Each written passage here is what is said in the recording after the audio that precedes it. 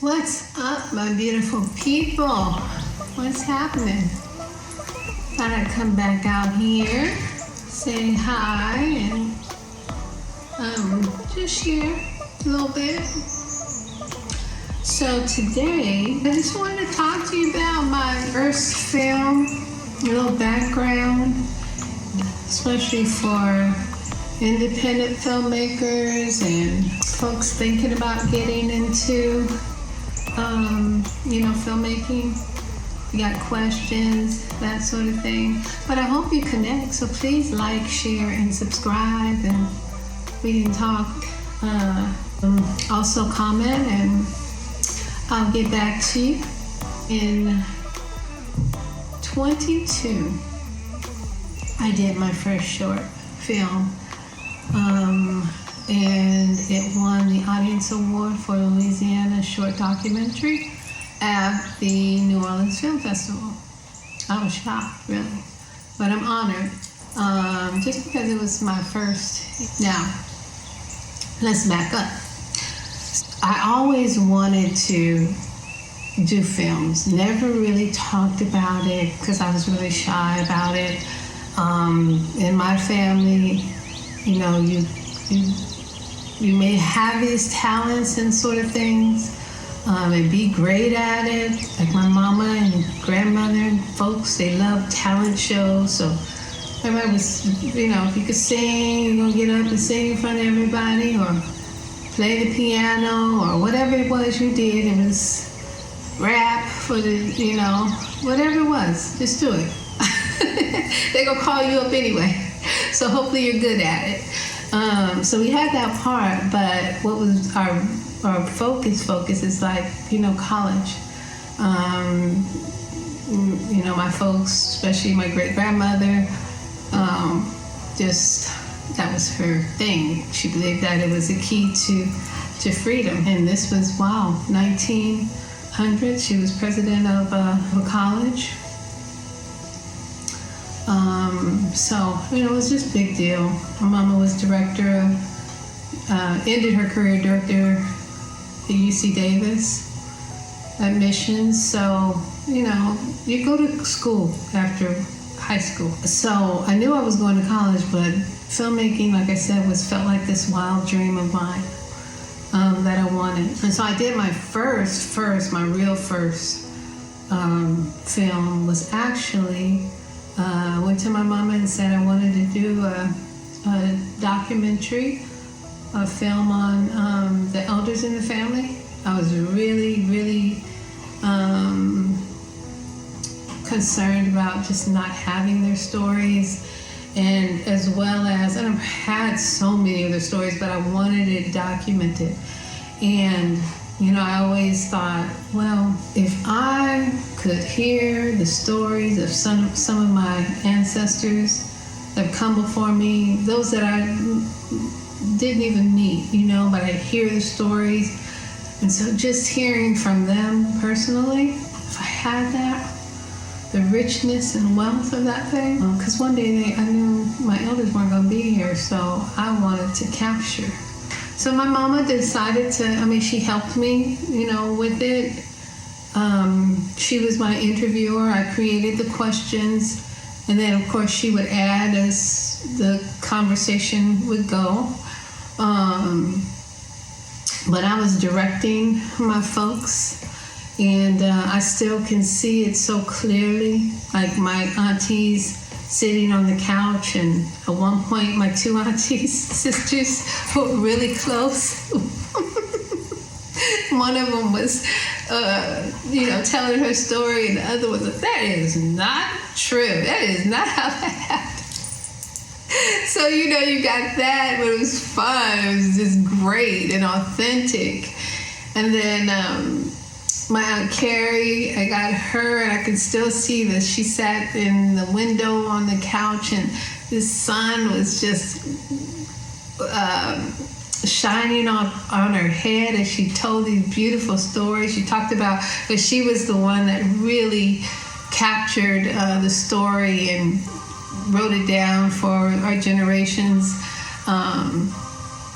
about Odabinga, And so, you know, she told that story often. So did my grandmother, but on this day she was talking about it, and so it was beautiful. And her and my mama sitting there, and just good stuff.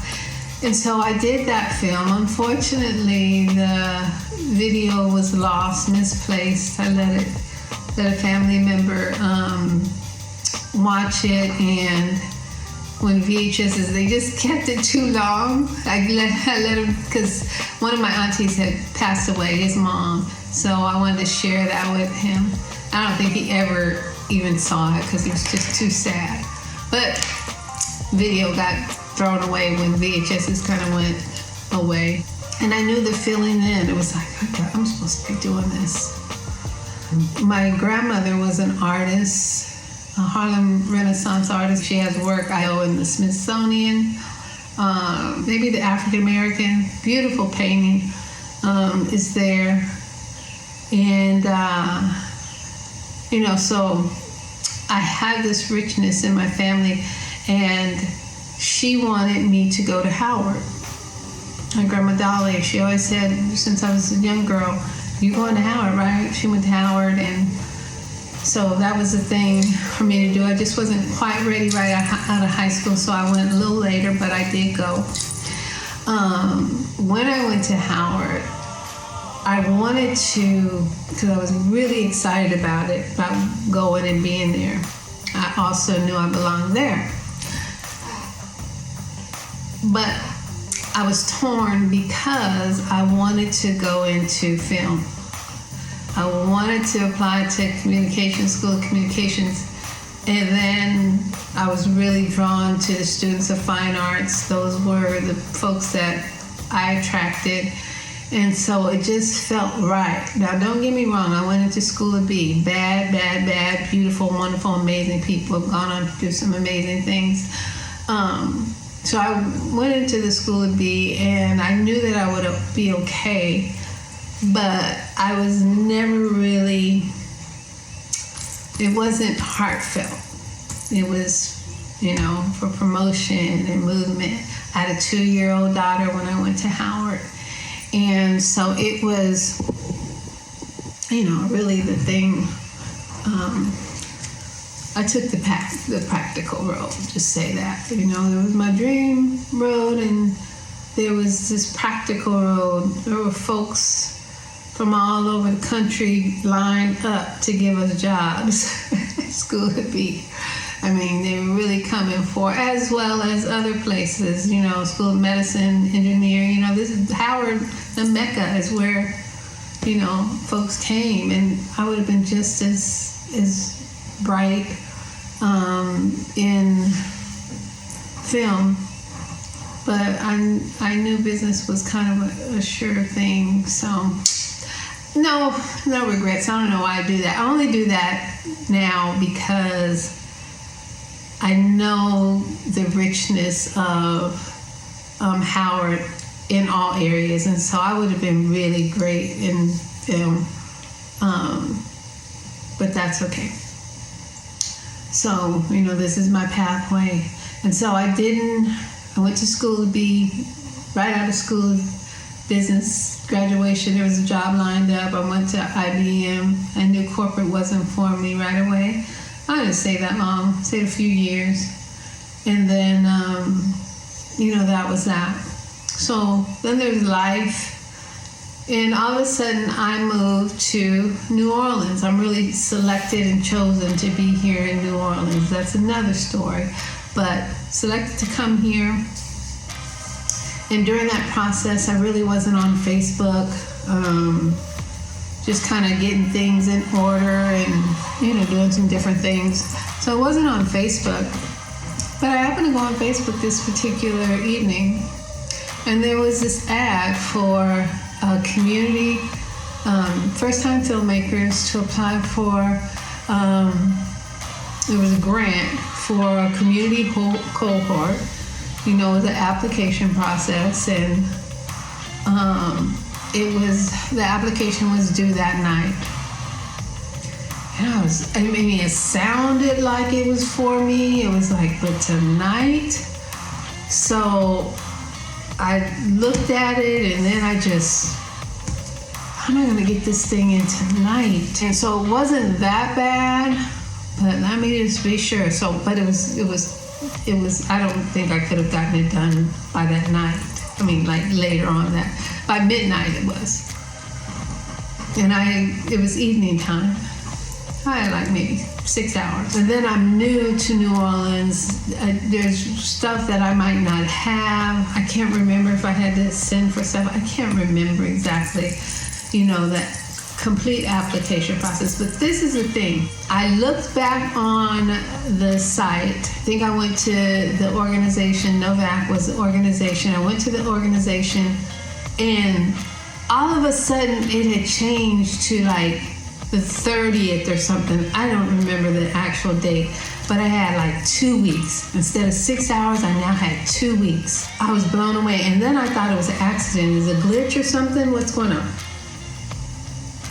So I write the contact person, which was another interesting thing. Contacted the contact's name was Jillian Godshall, Godshall, which was interesting because I called myself Jill God's Child. It was like my tag name kind of on Facebook, or if I was, on somebody else's site, that was what I referred to online. Jill God's Child. This is just Jill God's Child. So it was almost like a prank. It was like a prank. So anyway, I got my things in. Hi there, I am Jill. And New Orleans chose TFA. That ball just kept rolling, every interview. It was just a fluid process to be selected.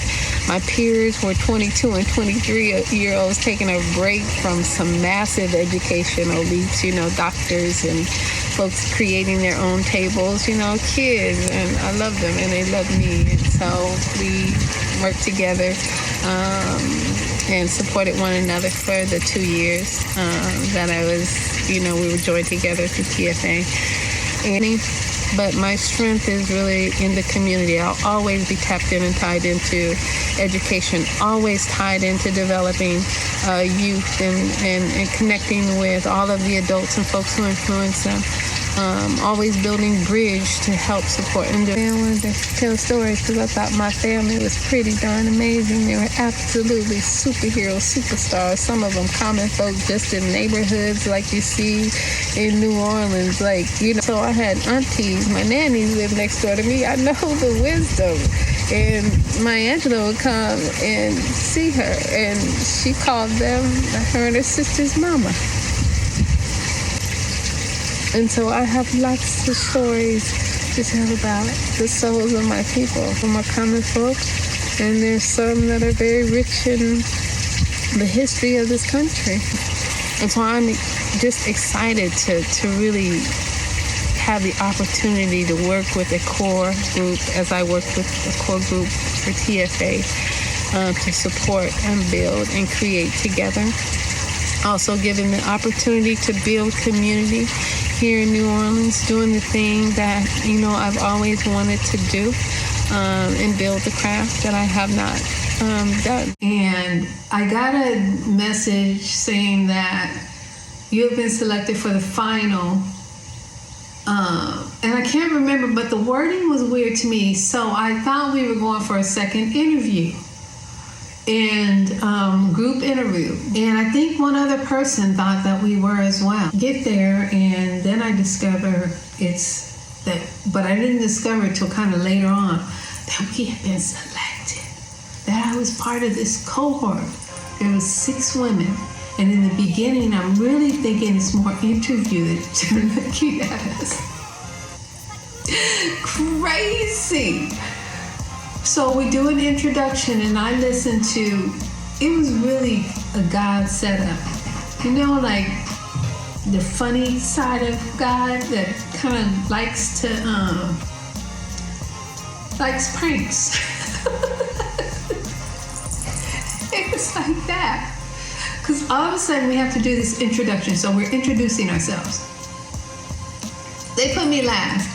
Everybody is first-time filmmakers, but they have this big artistic background, or they've worked with other folks, maybe not their film, but they've worked on films.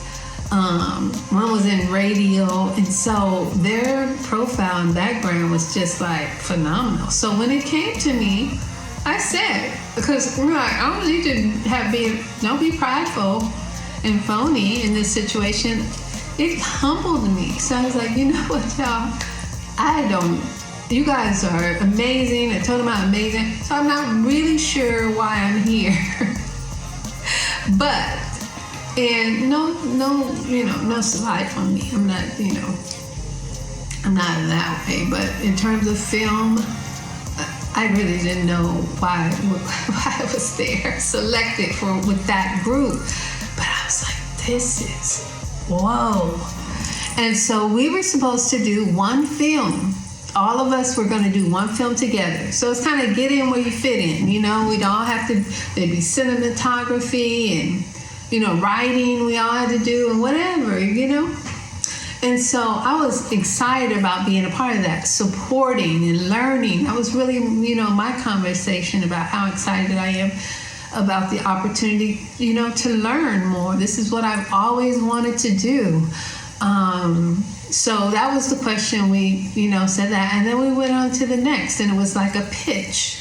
So we were pitching our films. Well, I didn't have any mind to create a film at this point. But like I said, support a film. So which, and they had some great stories. Folks had great stories that they wanted to do. And so when it came to me, I pitched my dream story. But I didn't want to do it there and then unless, we getting a whole lot of money and wouldn't, but I really, a lot of help. But I pitched it really in a way of just telling the story, the story that I've heard forever about Odabinga and my family. And so it was the story. And so I told the story, and then folks were like, wow, that's big. That's beautiful. And I knew that the story was beautiful. And I knew that I wanted to tell that story one day. But then after that, we then had set up these times we would meet. So a lot of it was kind of flushing out, what we would actually do and times and learning about, the process of screenwriting and screenplay writing and, everything, storyboards. And so we were doing that. But our second or third meeting, we discovered that the organization had received money for all of us to do our own film. I think it was for 5. So one of us, because she was selected, but she wasn't at the meeting. So they automatically put her into a wardrobe or film producer kind of position. And then we would get to tell our stories. And she was fine with that. She was really busy, and so I think she was fine with that. Of course, she would have liked to have told her story, but it worked out. So here I am. I'm like, what? And I was really back and forth. I was torn because at one point I didn't know people in New Orleans. I got here in 19 of July. Was working in a school teaching September, and then by March we were in COVID. So I knew my neighbors. When I had to find talent, it was like, okay, my kids and families, but I felt like that was a conflict, and I probably couldn't do that, anyway. I don't know. But it was weird like that. And I didn't have, lots of resources. I came to New Orleans with a suitcase. So, it was just interesting, the timing of it all. But here I am, making my first film. That's all I know. That's all I know.